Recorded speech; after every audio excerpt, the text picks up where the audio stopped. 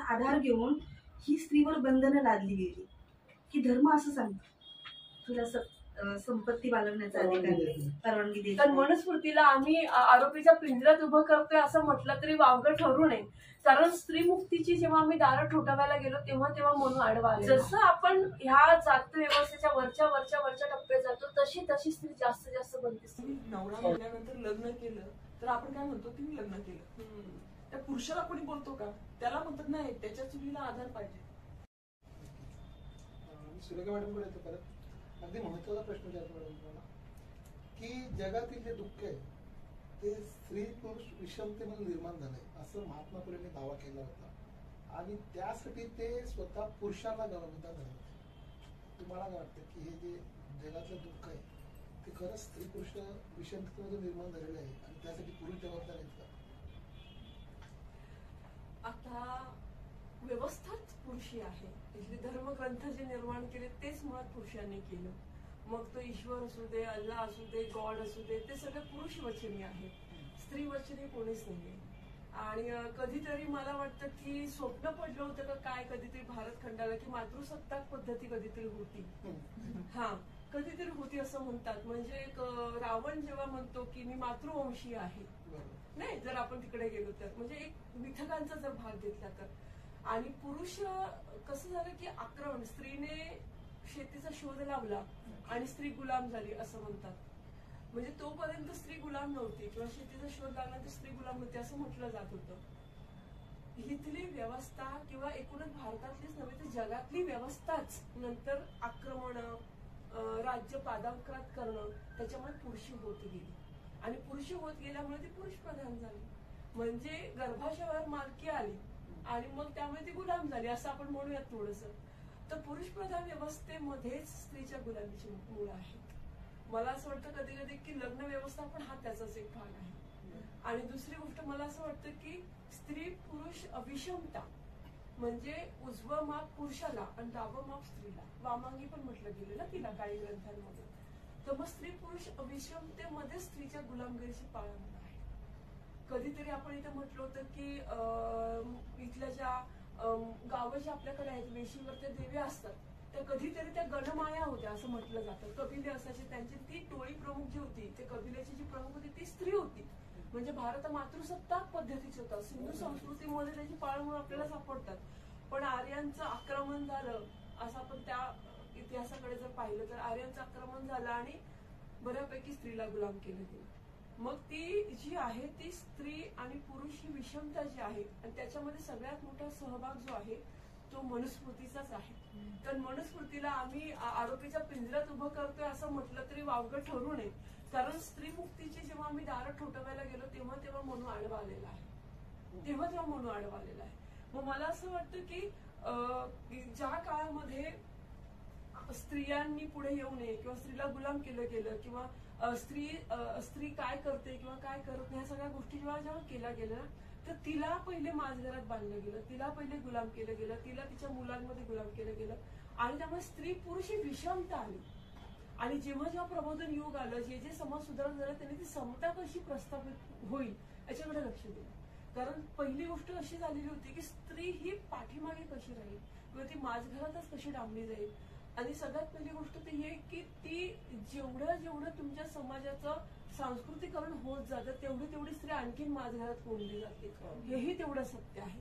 कारण कसं होतं घरंदाजपणा जेव्हा म्हटला जातो तो घरंदाजपणा स्त्रीचा पदर डोक्यावरती, तिचं एक अंगही दुसऱ्या पुरुषाला दिसता कामा नये. मग पडदा पद्धत आली जी राजघराण्यातल्या स्त्रियांमध्ये वगैरे होती किंवा बाकीच्या धर्माबद्दल तर बोलणं उचित नाही होणार. पण गावकुसा बाहेरच्या ज्या स्त्रिया होत्या ना तिथे तसं नव्हतं. तिथे तिला समानता होती. कारण जेव्हा स्त्रीच्या आणि पुरुषांचे कष्ट सोबत झाले ना, कष्ट इक्वल, जेव्हा ती कष्ट करत होती पुरुषाच्या खांद्याला खांदा लावून तेव्हा ते तिच्यावरची बंधनं सैल होती थोडीफार.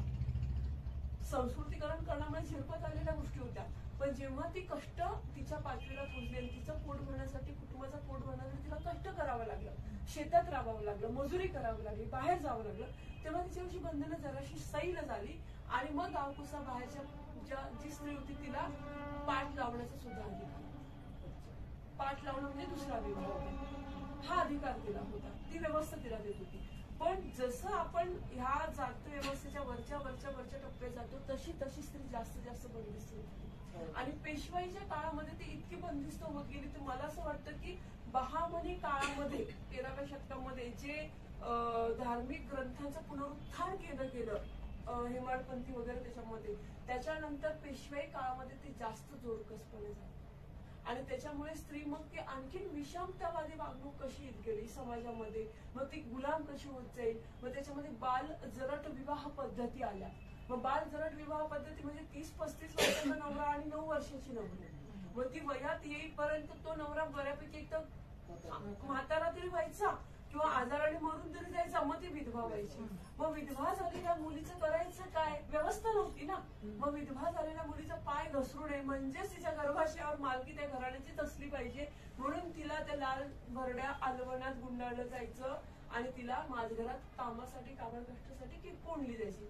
हे उच्च वर्गातल्या स्त्रीसाठी केलं जायचं त्याच्यातूनही तिचा पाय घसरला समजा शेवटी तिचं वय होतं सगळ्या गोष्टीचं तर तिने विहीर जवळ करायची किंवा तिथून परागंध करायची मग ह्या सगळ्या गोष्टी म्हणजे स्त्री स्वातंत्र्य अर्हती ह्या श्लोकाचा पुनरुच्चार मी करते कारण हा श्लोक जरी तिथे असला तरी ते झिरपत खाली आला आणि स्त्रीला गुलाम केलं गेलं आणि गुलाम करण्यासाठी व्यवस्था राबवल्या गेल्या त्या व्यवस्था कुठल्या होत्या तर सती प्रथा त्यातली एक होती दुसरी गोष्ट होती ती बालजरट विवाह मी तुम्हाला सांगितलं सती प्रथा तुम्हाला सांगितली हुंडाबळी तुम्हाला सांगितली आणि पुरुषांच्या अनेक बहुपत्नीत्वाची चाल त्याच्यामध्ये एक आहे मुलगी दिली तिथे मेली तिने परत यायचं नाही ह्या ज्या गोष्टी होत्या त्या सगळ्या चालत होत्या ना परंपरेने चालत होत्या म्हणजे दावणीला बांधलेली गाय आणि घरात असलेली बाय तिला स्वातंत्र्य नाही तिने स्वातंत्र्य म्हणजे तिला भाकर मिळते ना म्हणजे पूर्वीच्या काळातच लग्न करताना सुद्धा अशा घरात दिलं जायचं की ते खटलं मोठं असेल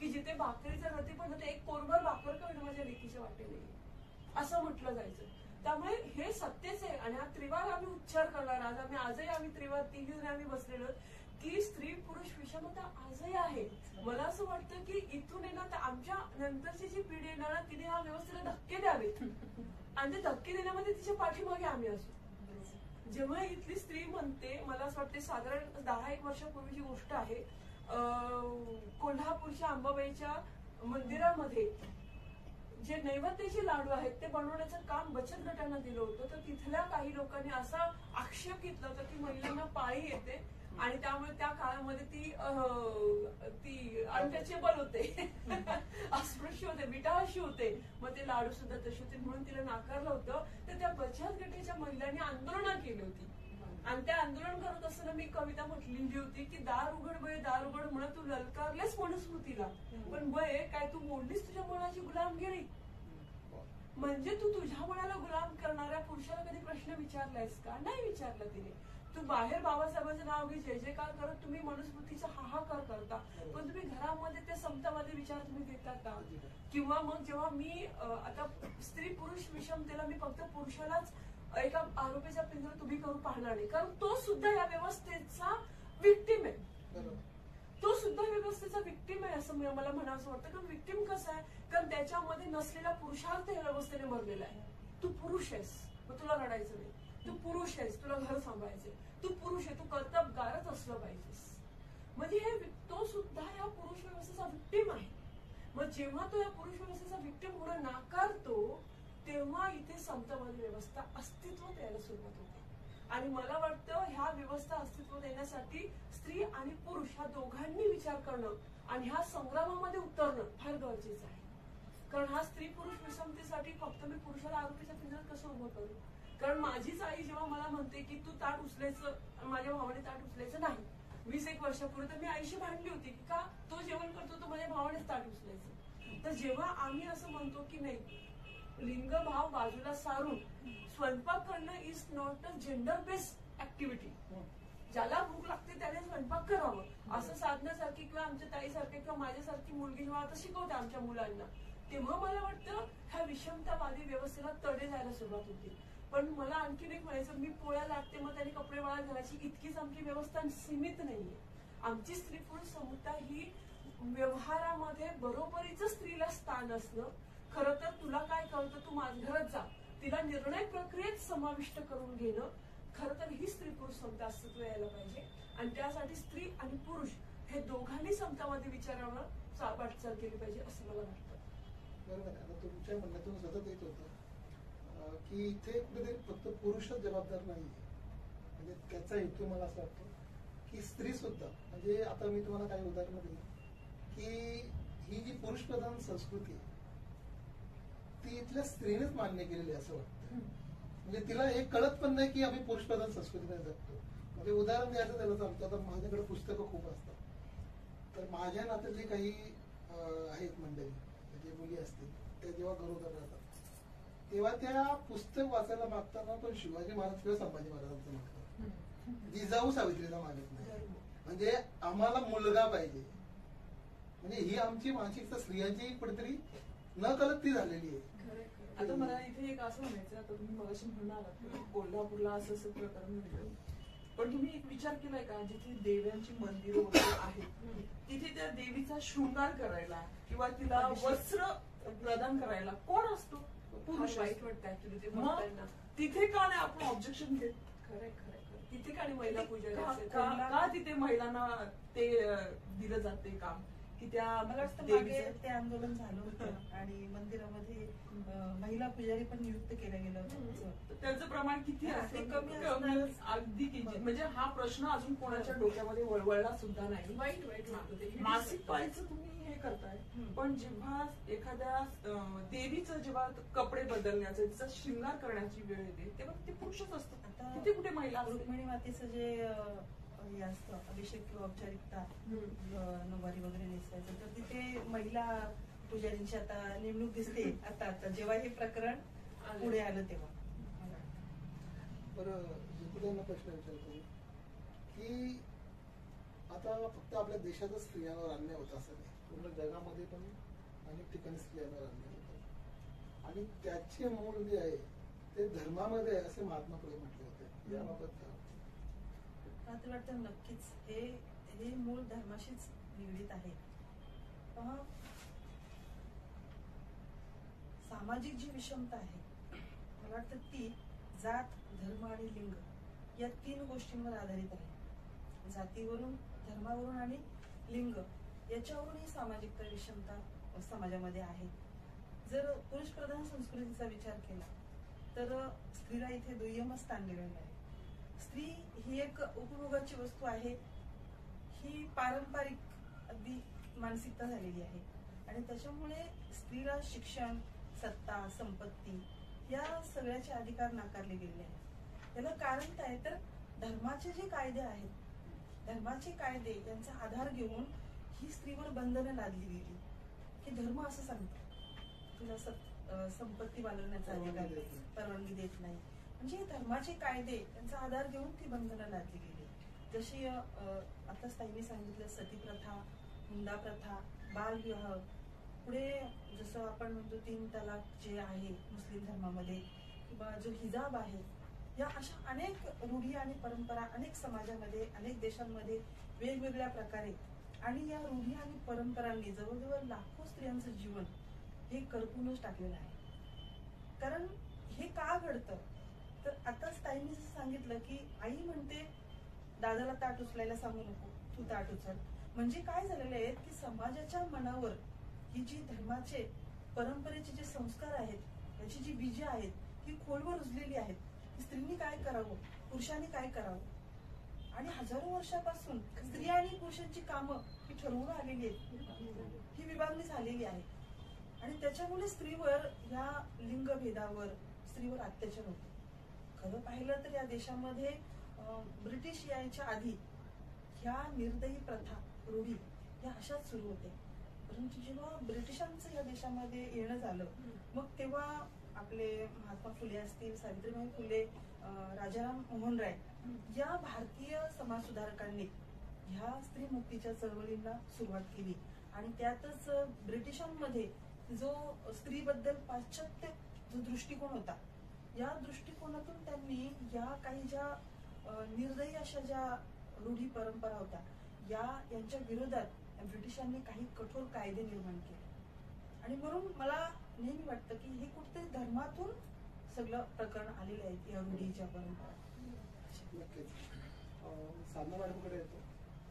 मॅडम, महात्मा फुलेंची किंवा या पूर्ण दाम्पत्याची जी चळवळ होती ती फक्त शिक्षणापुरती मर्यादित होती की आणखी काही समाज सुधारण्यासाठी केली? अजिबात नाही. फक्त शिक्षणापुरती त्यांची ही चळवळ मर्यादित नव्हती. त्यांनी प्रत्येक क्षेत्रात इतकं क्रांतिकारक पाऊल टाकलेलं आहे की आजही आपल्याला अवाक होण्याची वेळ येते की ह्या दाम्पत्याने त्यांच्या एवढ्या अवधीमध्ये इतकं कार्य कसं केलं, आणि तेही 18व्या शतकात. आता आपल्याला हे सांगायला सोपं वाटतं की विधवा विवाह, पुनर्विवाह आता सहज होतात, पण त्यावेळी म्हणजे समाज त्यावेळी कसा रुतलेला होता, त्या समाजाची जर आपण आता हे केली तर समजेल की ते कार्य जे होतं ते खूप अवघड होतं. पहिली गोष्ट म्हणजे शाळा सुरू केल्या, त्याच्यानंतर सावित्रीबाई आणि ज्योतिबांनी पहिलं बाल हत्या प्रतिबंध गृह सुरू केलं. आणि मग ह्या बाल प्रतिबंध गृह का सुरू केलं की त्यावेळी त्या महिलांवर अत्याचार व्हायचे, विधवा महिलांवर, म्हणजे घरातच पुरुष त्यांचा फायदा घ्यायचा. आणि अशा वेळी त्यावेळी शिक्षण नाही, महिलांकडे कोणताही आर्थिक गोष्ट नाही, म्हणजे पैसा नाही. नवरा मेल्यानंतर त्या स्त्रीच्याकडे पैसाही नाही, आणि नवरा मेल्यानंतर कोण बाजू घेणार त्या स्त्रीची. आणि मग तिला ते तुम्ही मगाशी म्हणालात का आतल्या घरात डांबून ठेवलं जायचं, आणि मग त्या स्त्रीची लैंगिक छळ केला जायचा. आणि त्यात ती गर्भात राहिल्यावर मग तिच्यावर तुम्ही विचार करा की ती दुहेरी संकट पडत असेल की ती कोणाकडे बोलणार की माझा फायदा यांनी घेतलाय, माझा फायदा त्यांनी घेतलाय. आणि त्यावेळी म्हणजे आताही आपण स्त्रीलाच दोषी देतो. एखाद्या स्त्रीने नवरा मेल्यानंतर लग्न केलं तर आपण काय म्हणतो, तिने लग्न केलं. त्या पुरुषाला कोणी बोलतो का? त्याला म्हणतात नाही त्याच्या चुलीला आधार पाहिजे. पण खरी आधाराची गरज कोणाला असते का? स्त्रीला असते. आणि त्यातही ती शिकलेली नसेल किंवा नोकरी नसेल, 2 पैसे तिच्या हातात नसतील, आणि अशी परिस्थिती तेव्हा होती की तिने बोलायचं सुद्धा नाही. आणि मग घरातली मंडळी तिला ते टॉर्चर करत असते, आणि ते आलेलं पोट कुठे लपवायचं, त्या मुलाचं काय करायचं, तिला कोण खायला तरी देत असेल का त्यावेळी? म्हणजे तूच त्याला नादी लावलं, तूच त्याला भाग पाडलंस, हे अशी. आणि कधी काही त्यामुळे स्त्रीजवळ काही पैसाही नसेल, कधी गरजेपुरती त्या आमिषालाही ती बळी पडत असेल. मग त्यावेळी ती पोट घेऊन राहायची, आणि मग नंतर मग ती काय करायची की जीव द्यायची किंवा त्या बाळाला मारून टाकायचा, असे प्रकार होत होते. आणि ज्योतिबा आणि सावित्रींनी पाहिलं की समाजामध्ये ही किती भयंकर परिस्थिती आहे की ठिकठिकाणी हे खच पडलेले आहेत, लहान मुलांची आबरू काढून टाकलेली आहे. मग तेव्हा ज्योतिबा म्हणाले की सावित्री, आता आपण यांच्यासाठी सुद्धा उभं राहायला पाहिजे. आणि त्यांनी त्यांच्या घरामध्ये पहिलं बाल हत्या प्रतिबंध गृह स्थापन केलं. आणि नुसतं इतकंच केलं नाही तर त्यांनी त्यावेळी पत्रकं छापल्या, त्याच्यावर लिहिलं की ज्या कोण्या विधवेचं आड मार्गाने पाऊल पडून जिने गर्भधारण केलं असेल तिने ज्योतिबा सावित्री फुले यांच्या घरी येऊन, ज्योतिबा गोविंदराव फुले यांच्या घरी येऊन सुखरूप बाळंत होऊन जावं, बाळंत तिचं नाव गुप्त राखलं जाईल. म्हणजे विचार करा, त्यावेळी घरावर अशी पाटी लावणं, त्या पाट्या पसरवणं, त्या पत्रकं इमॅजिन करा, आता इमॅजिन करा, नाही करतायत. म्हणजे एखादी विधवा झालेली स्त्रीने तिला जर अपत्य हवंय तर ते जर गेलं तर किती मोठा हाहाकार माजेल. आणि शिवाय एवढंच नाही तर हे सगळं स्वखर्चामध्ये, आणि ह्या महिलांचं सर्व म्हणजे इथे मला एक सांगायचं वाटतं की नीती अनितीच्या कल्पनेला छेद देणार त्यांचं पाऊल. नीती अनिती म्हणते म्हणजे स्त्रीने काय केलं, तो गर्भ कसा कुणाचा असला पाहिजे, तिच्या मालकाचा, जो समाजाने स्वीकार केलेला मालक आहे. म्हणजे तिने जर त्याच्या व्यतिरिक्त जाऊन तिचा गर्भ राहिला, म्हणजेच तिने काय केलं की स्वतःच्या आनंदासाठी जर कुणाचा तिने हे केलं गोष्टी, काय म्हणते त्याला चांगल्या शब्दात मला मानता येणार नाही, तर तिला ते पाप म्हटलं जातं.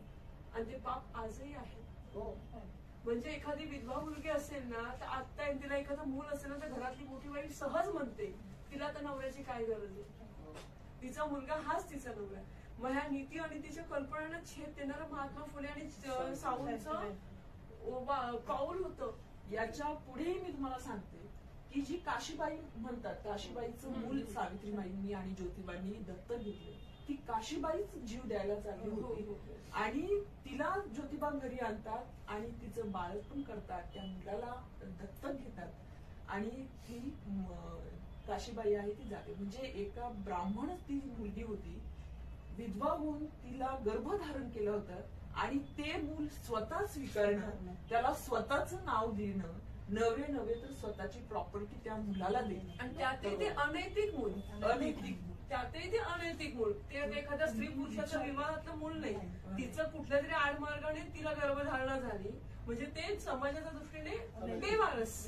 याला सामाजिक न्याय म्हणतात, कारण की त्यावेळी अशी मुलं येईल तर त्याला कडू बेणं म्हटलं जायचं. कडू बेणं, याला कोणी कडू बेणं म्हणू नये म्हणून ज्योतिबांनी स्वतःचं नाव दिलेलं आहे. डॉक्टर बनवलं. त्याला स्वतःचं नाव दिलंय, प्रॉपर्टी दिले आणि 18व्या शतकामध्ये त्याला डॉक्टर बनवलेलं आहे. शिक्षण पण साधं दिलेलं नाही. आणि मग ह्या काशीबाई मग तेव्हा लिहित होती की विधवांनी म्हणजे स्वतःचे केस केस भादरायचे. मग ह्या महिला जेव्हा त्या बाल याच्यामध्ये होत्या सावित्रीबाईंच्या घरी, तेव्हा त्यांची केस जेव्हा वाढवायचे तेव्हा ते न्हाव्यांना बोलवायचे की गपचूप कुठेतरी केस काढावे कोणत्या तरी कोपऱ्याला. आणि मग एक दिवशी एक न्हावी येतो ज्योतिबा आणि सावित्रींच्या घरी. न्हावीला पाहून ज्योतिबांना वाटतं की हा का आला असेल बरं इथे, आम्ही तर तुला बोलवलं नाही. तेव्हा तो म्हणतो की मला काशीबाईंनी बोलवलंय त्यांचे केस भादरण्यासाठी. तेव्हा ज्योतिबांच्या पुन्हा लक्षात आलं की अरे बापरे, म्हणजे ते केस सुद्धा भादरून टाकायचे पुन्हा पुन्हा, तिला विरूप करायचं, तिला विद्रूप करायचे. किती आता जरी विचार केला तरी आपल्याला किती भयानक ही परिस्थिती होती. आणि मग हे कुठेतरी थांबलं पाहिजे म्हणून 1890 मध्ये पहिला नाभिकांचा संप घडून आणला सावित्रीमाईंनी. आणि मग हा कसा संप घडून आणला तर ह्या महिलांच्या डोक्यावर रुजवलं होतं की केस भादरावेच लागतात, तुम्ही विधवा आहेत, ह्या थांबणार नाही तर आपण नाभिकांनाच सांगू की तुम्ही वस्त्र खाली ठेवा. आणि त्यावेळी सावित्रीमाईंनी जवळजवळ 500 न्हावी एकत्र आले होते. विचार करा, कोणतेही आधुनिक माध्यम नाही त्या न्हाव्यांना एकत्र आणण्याचं, काही मोबाईल नाही, कोणती सुविधा नाही, पण असे सगळे न्हावी मुंबईमध्ये जमले होते. आणि संप कशासाठी तर या मुलींचे केस भादरणं थांबवा, हे थांबलं पाहिजे, हे पाप आहे. सावित्रीबाई म्हणते अरे तुम्ही त्याचे जे केस भादरता त्यांना वाटत असेल का माझे केस भादरा, ते म्हणतात मग काय करायचं, आम्हाला सांगितलंय तसं.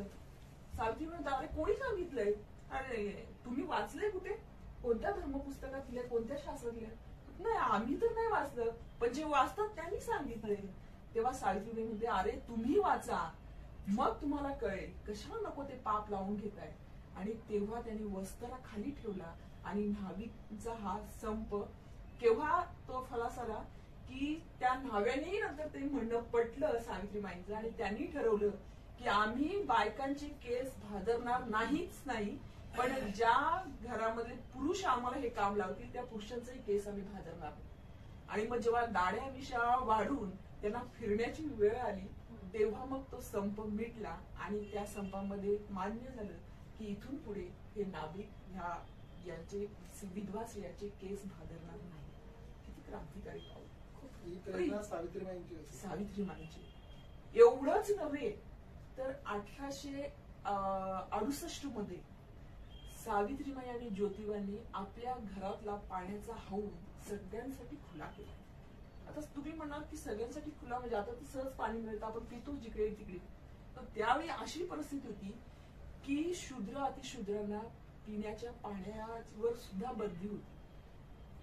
म्हणजे त्यावेळी ते शूद्र लोक किंवा महार जातीतले लोक किंवा इतर जे लोक होते त्यांना पाणी म्हणजे जे पाणी इथे विहीर आहे, ते ओहळ आहे, त्या पाण्या गुरड गुरड आंघोळ्या करतात, पाणी पितात, पण त्यांना शूद्रांना हात लावण्याची परवानगी नव्हती. ह्या बायकांची अर्थ आरोळी सावित्रीबाईंच्या कानी पडली की माय पाणी वाढव, माय पाणी वाढव. म्हणजे जेवणासाठी नाही तर पाण्यासाठी भीक मागत होत्या ह्या महिला.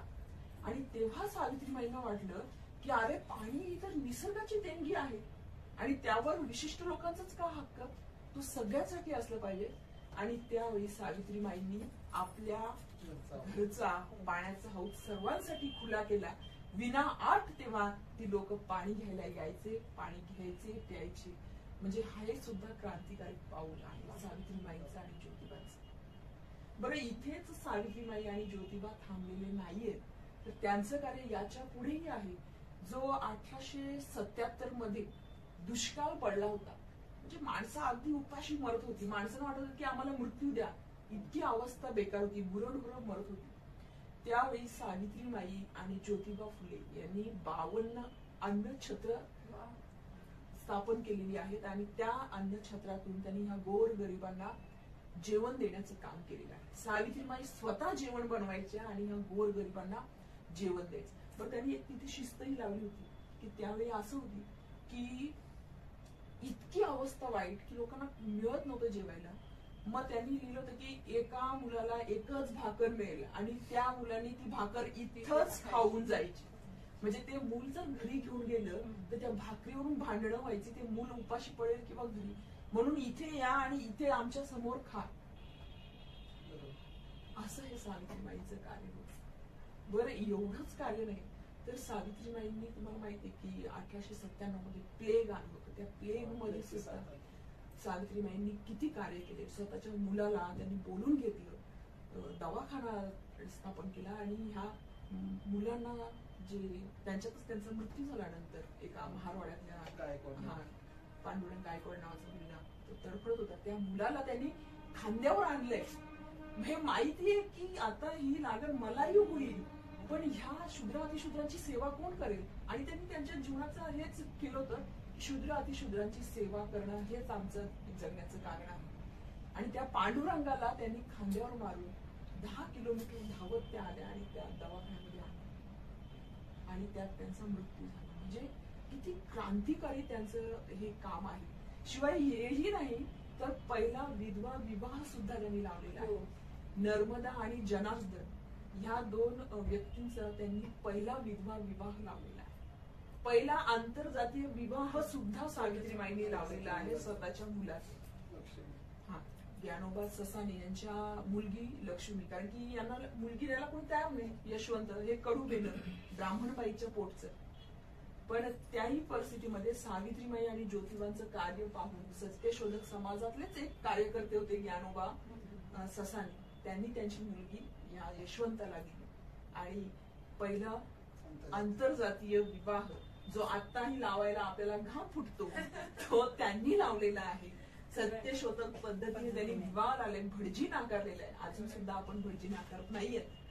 भटजी पत्रिका पाहिल तेव्हा आपण लग्न लावतो, पण सावित्रीमाईंनी तेव्हाही नाकारले. क्रांतिकारी निर्मूलनाची हीच खरी आहे ना की आंतरजातीय विवाह झाले तरच जाती निर्मूलन होऊ शकते. एवढं कार्य सावित्रीबाई आणि ज्योतिबांनी केलेलं. म्हणून शिक्षणापुरतीच ते मर्यादित राहिलेलं नाहीये. अफाट कार्य त्यांनी केलेलं आहे आणि एकमेकांच्या साथीनं केलेलं आहे.